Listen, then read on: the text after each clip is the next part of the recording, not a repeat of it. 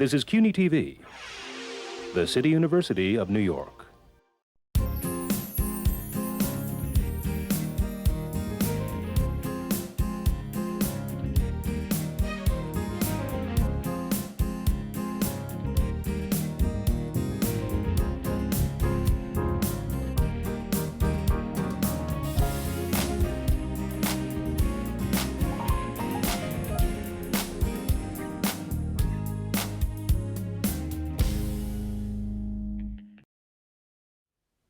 Hello, I'm Ronnie Eldridge. Welcome to Eldridge & Company. The New York Urban League is an outspoken advocate for African Americans, the poor, and the working poor.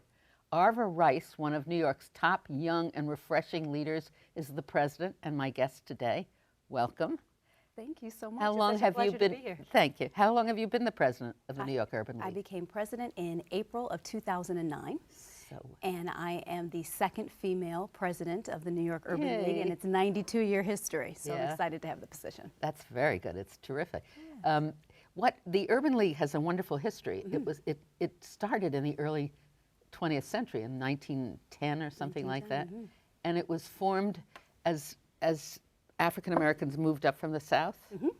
They found they were looking for what? The pot of gold? Absolutely. And it wasn't very easy. It was very difficult to come to an urban center, basically. Yeah. And so there was a need for information on jobs, information on education, where to go to church, where to find a good husband. And so all those things. I thought you found them in church.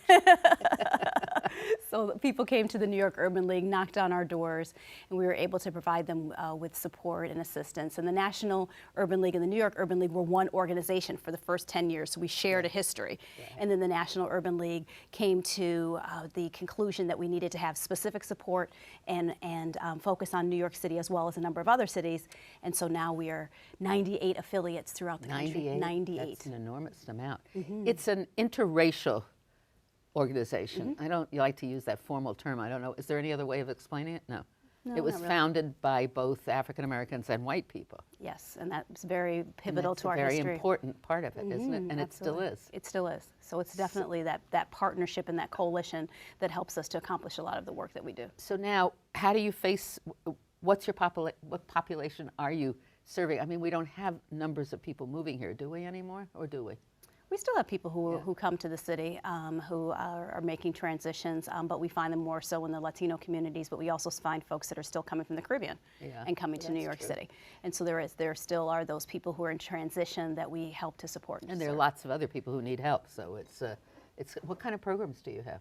Our focus is really on education and employment. Those are the two areas. If I am to walk outside here and to run into somebody who's in their 60s and say, I'm the new CEO of the Urban League, the first thing they look at me and they say, are you old enough to have that job? Yeah. And I say, reassure them, yes, I am.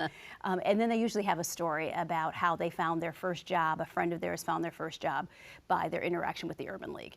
And so our focus on employment is a big part of the work that we do. But the basic structure is really education. And the other piece that we do is the job. Yes, so it's about education and employment. Those are the two core areas that we work. And how do you do the unemployment? What I've read about the Urban League, or what I know, is that a lot of your activities are collaborations with other organizations. That's a big. That's definitely a big part of the work that we do. So our education piece is working in collaboration with high schools. So we work with 2 high schools on Staten Island, high school in Harlem, 2 high schools in Brooklyn. And so we provide information in order to help young people to make the transition to college. So it's actual college scholarships, our Whitney M. Young Scholarship. We've given out over $20 million in support and leveraged for individuals to go to college. We have a historically black college fair, which we had just 3 weeks ago at Riverbank State Park.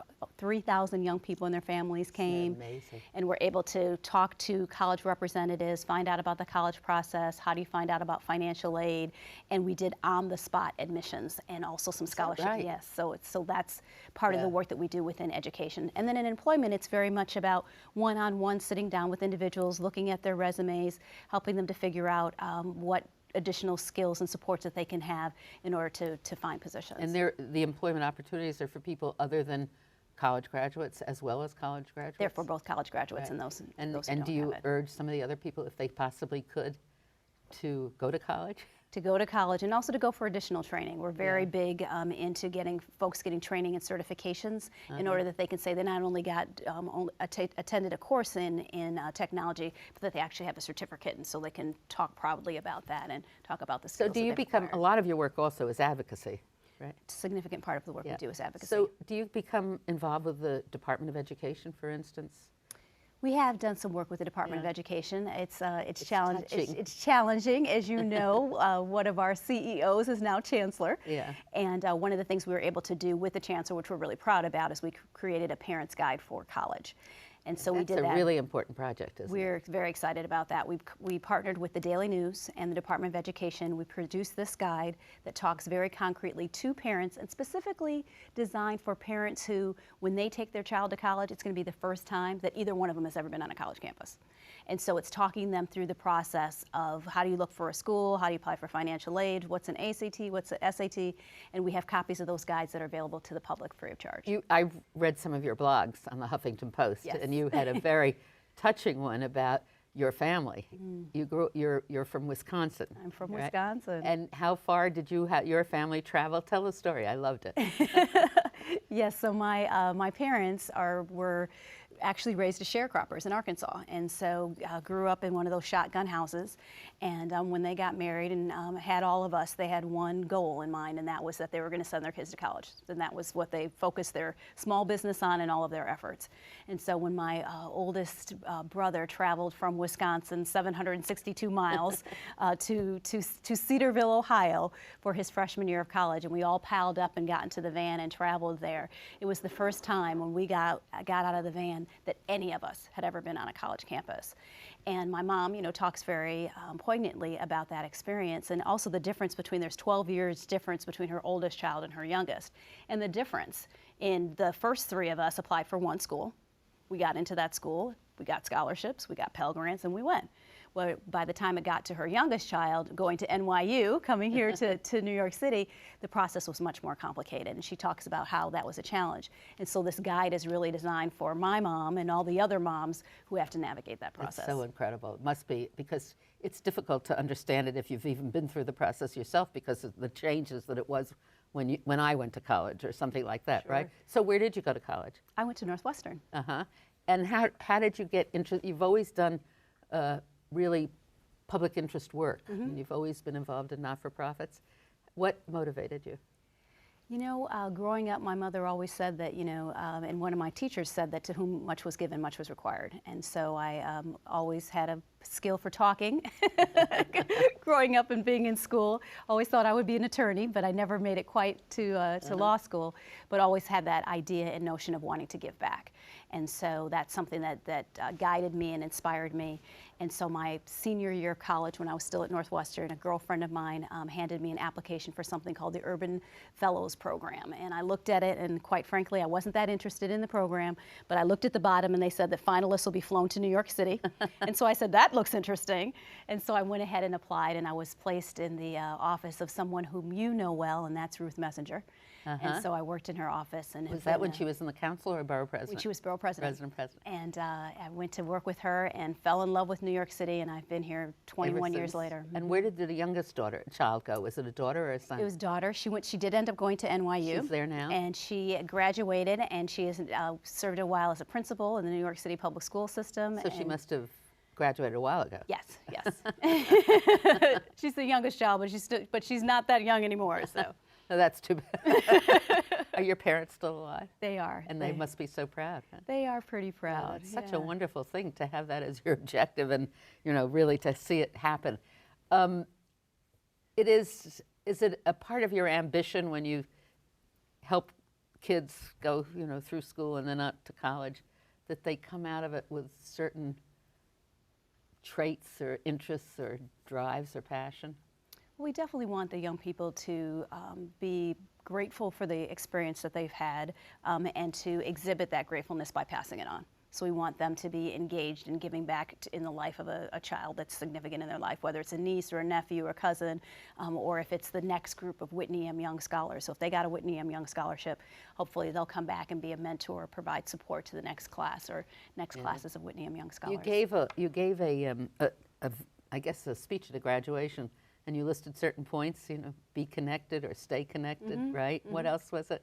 I love the one about be outstanding. If you, what was that about being outstanding? Do you remember do you know what I'm talking about? Sure, sure. I think that another point is to be excellent. We do something called our Girls Empowerment Day, which is an opportunity for a group of girls from the Urban League, but we also do it, as you said, in partnerships. So we have other organizations, nonprofits that we work with, and we have an opportunity for them to come together as a group for a day. The girls go to businesses all throughout the city. So they went to Madison Square Garden, they went to the Yankees, they went to the Stock Exchange, and spent a day with women.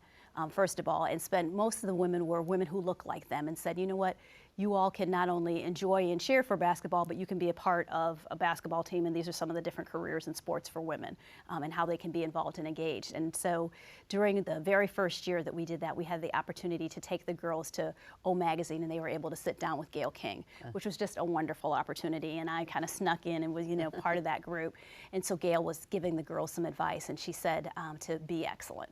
And so I think that that's probably one of the other things that I said in the speech, is that how do you overcome the different trials and tribulations you may have had in your life, whether you're, you know, a foster care kid, or your mom and dad weren't there, or you had somebody in your family who was incarcerated.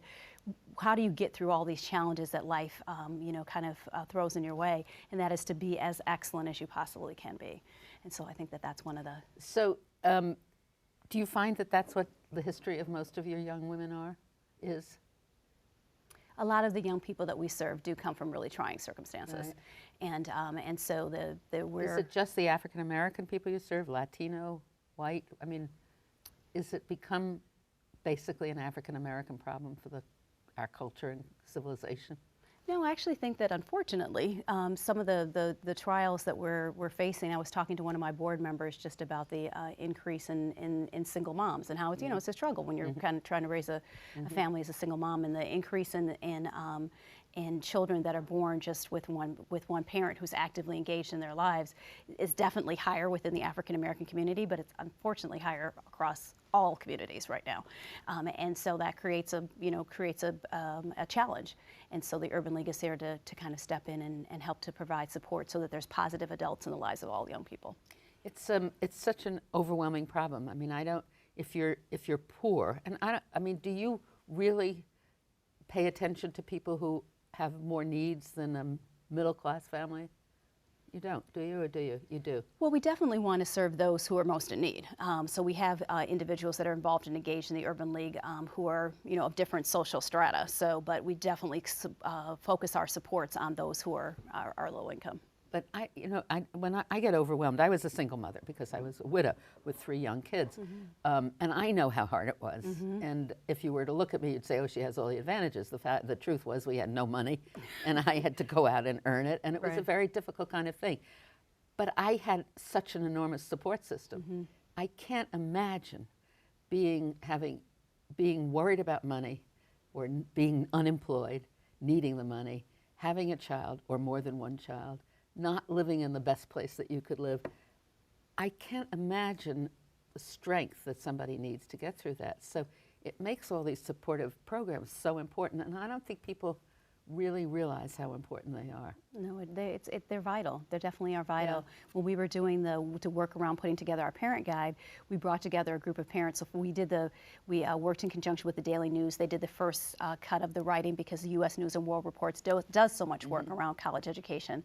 But after we were finished with that, we didn't feel like it was done. We had to bring it to the parents themselves. And so as we spoke to a group of parents about the guide and talked to them about their process, they talked about how feeling really alone and trying to figure out and navigate this college process. And so they were kind of leaning on each other, saying, you know, what did you do? How did you figure it out? How did you navigate it? And so that was one of the reasons why we thought it was so important to do the guide. But folks it's a really big city, but folks can feel really alone in the process. And overwhelmed. Can be very overwhelming. You had a big meeting with high officials in the police department and criminal justice system. And that's another thing. I've been to a meeting like that in Harlem where there are shootings every day on the streets. You talked about one yourself that was on your street, I think. Yes. The tension and the pressure, it's just something that you can't imagine is happening in our world today. Right. So what do we do about it? Yeah, the escalation in violence is incredible. very, very troubling. And we keep hearing from law enforcement that the numbers are down. But the fact is that if a shooting takes place on your block or you're going to pick up your child, as the woman who was recently killed in Brooklyn, one is too much if it's affecting your life. And I did in that Huffington Post article talked about the shooting that took place in front of my building in Harlem, which is a row of brownstones, very nice block, and there was a shooting that took place there, and the bullet from it was lodged in the front of my building. And so you wake up the next morning and you say, well, what's going to be your commitment? What can you do? What are the steps that you're going to take? And I had that commitment as an individual, but also as the CEO of the Urban League. What is going to be my commitment? And so we have been involved and engaged with those conversations with Cyrus Vance's office, with Commissioner Kelly, with Dennis Walcott, to figure out what are the policy decisions that we need to make in order to make changes. And I think that one of the big ones is that we need to push people beyond the numbers are down. That's not the issue here. The issue is how can we make our blocks and our community safer. I think part of it is in a law enforcement strategy. It's about the number of police officers that are there, but it's also about how those police officers are interacting with the community and whether people are feeling safer or less safe by the police presence. And then it's also about the supports that are available for our young people. When you were in city council, we had a lot of supports for after-school programming, for weekend work. Young people had some place to go. The number of slots for the Summer Youth Employment Program were greatly increased than the number that we have now. So those are the things that we need to work on both ends of the equation, providing positive places for young people to be and go and feel safe, and then also making sure that the blocks and the communities are safe through the presence of law enforcement. But how do we prevent the interest in violence to begin with? Yeah, I think that's a big question as well. And one of the things that we did was we were able to create a Harlem Youth Council. They've just begun to meet right now. These young people are just brilliant. And they come from a number of different nonprofit organizations in Harlem. And they meet at the Schomburg Center with the newest chief there, Dr. Khalil Muhammad, who's wonderful. And they just had some conversation about the history of crime and violence in urban communities and how that happened, and on criminalization and what young people as individuals can do, and kind of using our history to educate us about our present and making decisions about our future. It's such an infuriating kind of situation, though. It really is. And it's, I mean, this is a very personal discussion, but it's just so provoking. I mean, you have to get so angry at the lack of evenness in our society. Isn't that true? I mean, how do you deal with that kind of anger? No, it really, well, we have a bunch of people who occupied Wall Street because of that anger. That's true. True. So I definitely think that the anger is bubbling up, and it can't just be about, cuts and the contraction of all the resources and support, where there are clearly people who, I believe, have the resources in order to do some things about these issues. So these supportive programs become essential. Absolutely. I mean, if you in fact have a rising number of single parent families, and it's not only in the African American community, it's spread totally across. But chances are, if it's not in an African American community, then it's in a community or a person who's got a job and more able to care for the single child, or easier. Is that true? Or if you're poor. If you're not poor and you have a single child, it's different, right? Well, it's different in terms of the resources that you have to provide. So whether you have help and support, so if you have to stay late at work, at a meeting or work, do you have a professional daycare provider that's there? Where back in the day, it was grandma or grandpa who was there, but there's the absence of that. So I mean, this is part of the revolution, isn't it? As you mentioned, Wall Street. I mean, we've got to spread the resources evenly across our society, and absolutely. I don't know how you get that part of the culture or our citizens who don't suffer to truly appreciate what happens with the people who do suffer. I just don't know. And I think it's definitely compassion, and for you and I, it's about compassion, but it's also very much of an economic argument, because at some point, if you continue to undereducate or not educate groupings of people, you will literally not have the people that you need in order for your society to keep going. Exactly. You can't continue to outsource those things abroad. You need to have people, you need to have educated workforce in order to be able to proceed. And so I think that there's an economic argument that's going to need to be made as well. And also because you don't need to put all your resources in police and in prosecutions or in safety. I mean, you've got to have a society that has some kind of equality as its base, and it's just overwhelming when you think about it, because, you know, as a city council member, it was always this program, that program, or we need the supportive programs, but it's the bridge between in the gulf, and in this case, it's also a gulf between the middle class and the poor, and we don't seem to hear about the poor anymore because we're paying so much attention to the middle class. Right, yeah. So what happens? Exactly. There still are poor people, right? There absolutely are poor people, and we're pushing the middle class closer to the poor. And so like being able to talk and delineate between the two is going to become harder and harder, but I do think that it's very important for us to continue to focus on the poor. There's been a lot of conversation with Cornell West and Tavis Smiley, and a lot of controversy over their points, but the fact is that the conversation about the poor is being lost, and I think that we need to make sure that it's not just the 1 versus the 99%, but there's really a percentage that is so far behind and is falling so much further behind.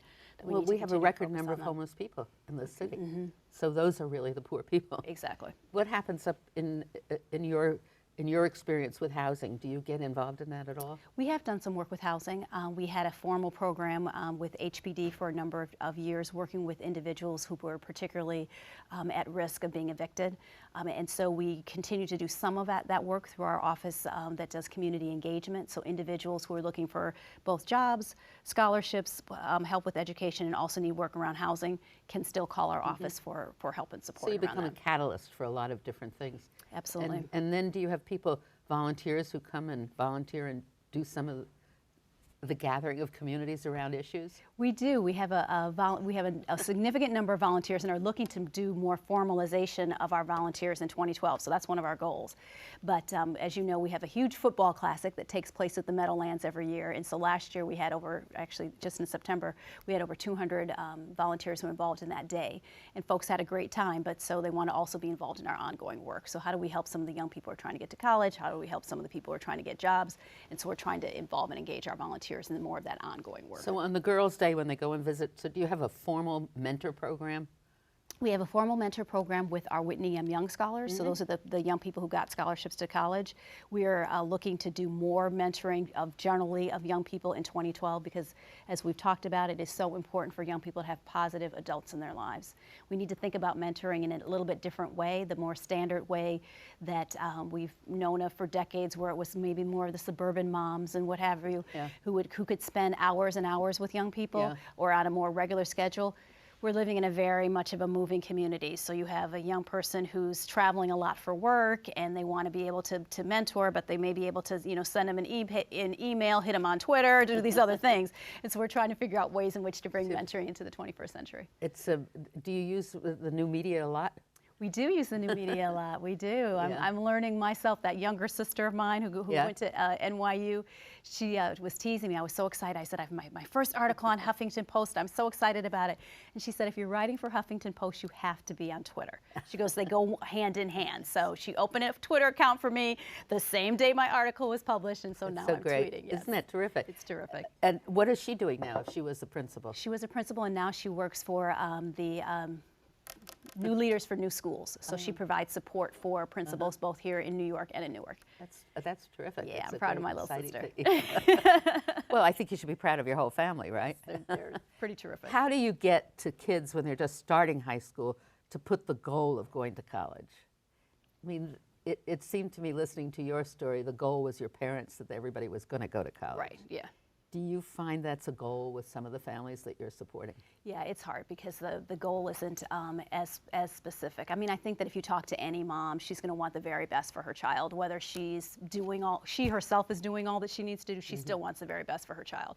And so I think that it's one of the goals that we have in working with what we call our Absolute Success Program, which is our college access program, working with young people, developing an individual development plan with them that says, if you want to go to college, so that means that freshman year, you actually have to go to class and you have to complete this certain amount of credits in order to be eligible for sophomore year, for senior year, such that it's you're on your way. When we first released our parent guide, we had a number of what we call parent academies, which were collaborations that we did with the Borough President's Office. We did an open workshop and kind of introduced the parent academies, the parent guide, all the information. And we asked how many people here have children who are freshmen? How many people have children who are, sophomores, juniors, the young people in your lives? And unfortunately, the most hands were raised for the senior year. And so we said, we're happy that you're here. We're happy to provide you with the information. But as we go around the city, we want to see more and more hands raised of those people who have their young people in their freshman and sophomore years. Yeah. So they're doing this work a little But bit the Department of Education also should do that. But guidance counselors get cut, don't they? Guidance counselors, the ratio is just ridiculous. It's 500, 1,000 young people to the guidance counselor. And you know, we have good guidance counselors in schools, ones that do really terrific jobs. Right. And then we have other ones who have a tendency to, they've got their 10 or 15 that they're kind of pushing in one direction and everybody else is getting pushed to. Yeah. I mean, historically, you've always heard stories of the guidance counselor saying, well, you can't go to college, Right. you have to go there. So, I mean, that should be part of the curriculum, shouldn't it? In a public high school in freshman year, you're going to go to college, and these are the courses, this is what you're going to have to do. Right. It's something that's so needed. It's another one of those supportive programs that we don't seem to be able to put into the public sector. Yes, the guidance counselors have definitely, like you said, they've been cut. And then the ratio for guidance counselor to students is just, it's not a workable solution. And so that's why we really felt the need to do as much as we can around our college access programming. So let's just summarize, because we're coming to the near end of the program. Right. How does the Urban League decide what its priorities are? Oh, that's a great question. Well, I think that the priorities were given to us by our history. So what is it that we have been doing for 93 years and we feel like we've done effectively? So we help to integrate public schools. We help to provide the first black pilots into the trade unions.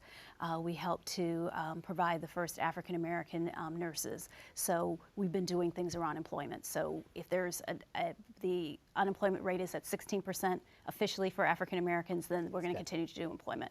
And then when it comes to education, we've been giving all this money in for scholarships. We've been helping to train parents. We've been helping to provide educational opportunities. That's what we're going to continue to do. And the intersection of that is the advocacy work that needs to be done around education and employment, and that's the work of the Urban League. That's so interesting. So people can come to your website, which is? They can come to our website, which is www.nyul.org, and we encourage them to come and find out more information about our programming there. And they should come and look at what you're doing and help and volunteer. Absolutely. And support you with some dollars, if that's possible. Absolutely. Right, because this is a great tradition and a great history for an organization that has survived for many, many years. And I know under your leadership it's going to survive for a long time. Yes, thank you. I feel privileged to be in these shoes. Yeah, thank you so much. Thank you. Yeah.